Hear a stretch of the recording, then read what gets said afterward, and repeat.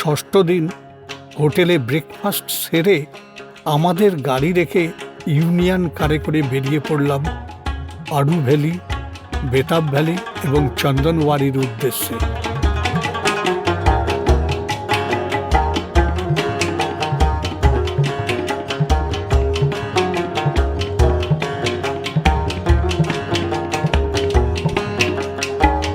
এখানে বলে রাখি, সাইট সিইং করার জন্য এখানে ইউনিয়ন কার্ড নিতে হবে, এটাই নিয়ম। কিছুটা যেতেই বৃষ্টি শুরু হলো। পিচ্ছিল রাস্তা বেয়ে নৈসর্গিক দৃশ্য দেখতে দেখতে এগিয়ে চলেছি আড়ু ভ্যালির উদ্দেশ্যে।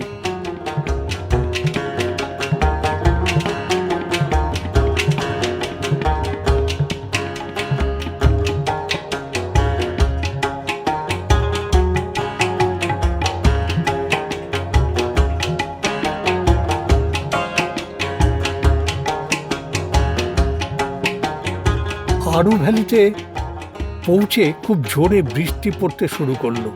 আমরা উপর থেকেই আড়ু ভ্যালি দেখলাম।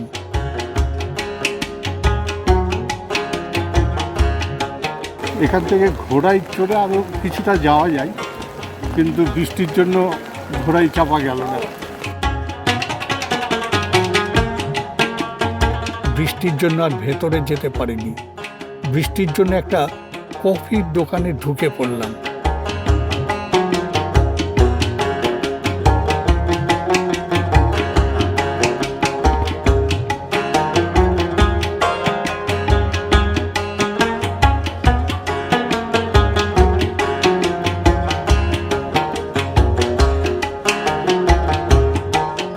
অলোকদা আবার সিঙ্গারা খাচ্ছে, আড়ু ভ্যালির সিঙ্গারা, সমোসা, দারুণ দারুণ দারুণ। ও পৃথ্বীরাও খাচ্ছে।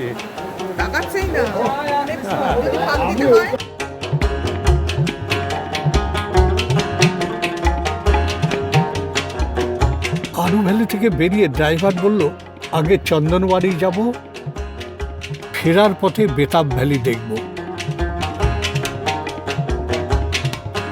চন্দনওয়ারি যাওয়ার রাস্তায় শুরু হলো তুষারপাত।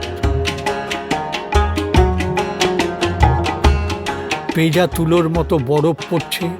চন্দনওয়ারি থেকে যে গাড়িগুলো আসছে বরফের চাদরে মোড়া হয়ে আছে। গাড়ির ছাদের ওপরে ৩-৪ ইঞ্চি বরফ পুরো মুড়ে আছে।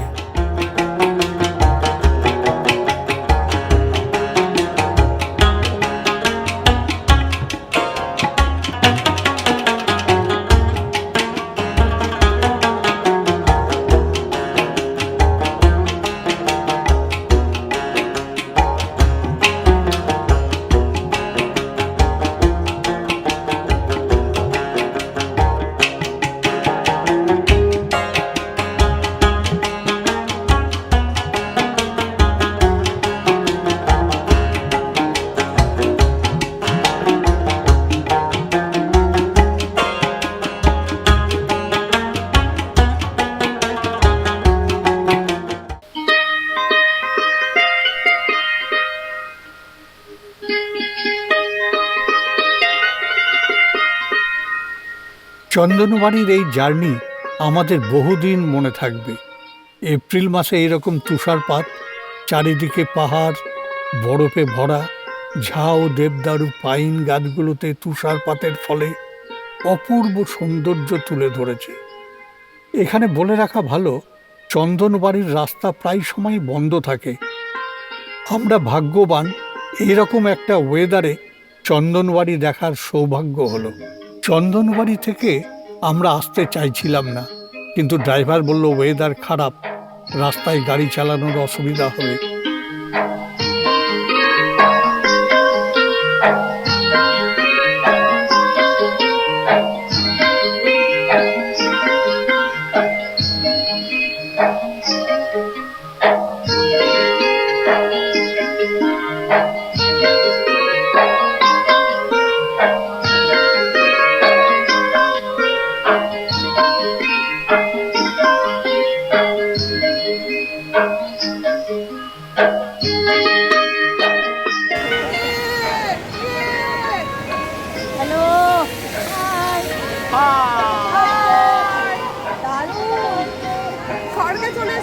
বলুন মনে হয় স্বর্গে আছি। না, এই বরফের আর কোনো গান মনে পড়ছে না। হ্যাঁ, এই পাহাড়ের গান, পাহাড়ের তোলে। চন্দনবাড়ি কেমন লাগছে? মুখ দিয়ে ধোয়া বেরোচ্ছে। তোমার মোবাইলটা তো দেখা যাবে।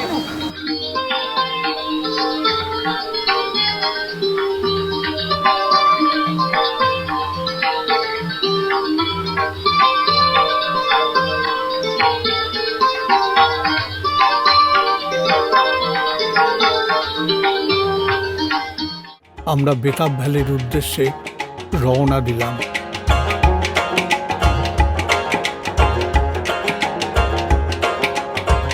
বেতাব ভ্যালির আবহাওয়া ধীরে ধীরে উন্নতি হচ্ছিল। বেতাব ভ্যালি খুবই সুন্দর। লিডার নদী বয়ে গেছে, পাহাড়ের কোলে বিস্তৃত তৃণভূমি, ছবির মতো সুন্দর। 1983 সালে বিখ্যাত হিন্দি সিনেমা সানি দেওল এবং অমৃতা সিং অভিনীত বেতাব সিনেমার শুটিং হয়েছিল, তাই এর নাম হয়েছে বেতাব ভ্যালি।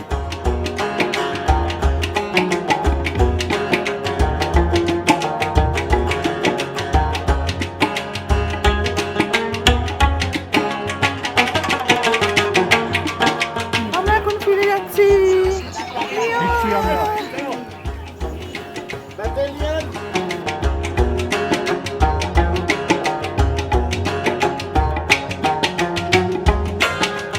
হোটেলের উল্টো দিকে লিডার নদী।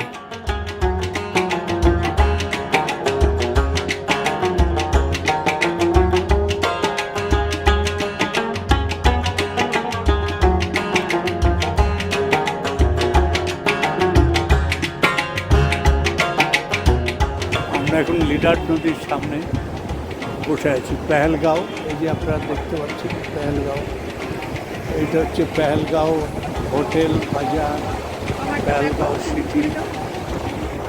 পেছন দিকেই পাহাড়, পাহাড়ে বরফ। এখানে গাড়ির স্ট্যান্ড থেকে ঘোরা যাচ্ছে বৈশারণের সাইট সিংয়ের উদ্দেশ্যে।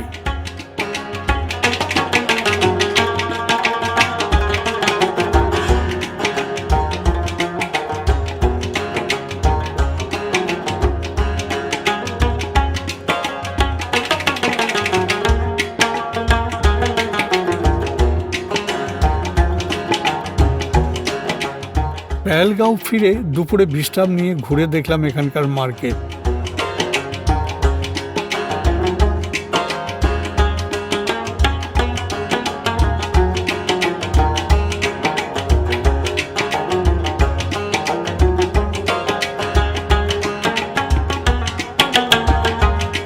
পরের দিন শ্রীনগর থেকে ফ্লাইট আছে। সকালে গাড়ি এলো, খুবই ঠান্ডা ছিল। হোটেলের সামনে পাহাড়গুলো সাদা বরফে মুড়ে গেছিল। শ্রীনগরের উদ্দেশ্যে রওনা দিলাম রাস্তার দুপাশের নয়নাভিরাম সৌন্দর্য দেখতে দেখতে। এবার কাশ্মীর ভ্রমণ স্মরণীয় হয়ে থাকবে গুলমার্গ এবং চন্দনবাড়ির বরফের পাহাড় এবং তুষারপাতের জন্য। অবশ্যই টিউলিপ এবং শিকারা রাইড। ফেরার রাস্তায় আপেল গার্ডেন পড়ল। এপ্রিলে কাশ্মীরে আপেলের সিজন না, আপেল ধরে না, কিন্তু আমাদের ড্রাইভার বলল চলুন আপনাদের আপেল গার্ডেন ঘুরিয়ে নিয়ে আনি। আমরা আপেল গার্ডেনে গেলাম, সবে আপেলের ফুল ধরেছে।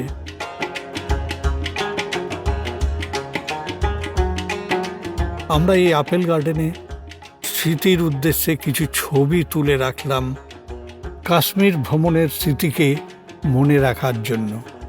কাশ্মীর ভ্রমণের সুখস্মৃতি নিয়ে আমরা দিল্লির ফ্লাইট ধরলাম।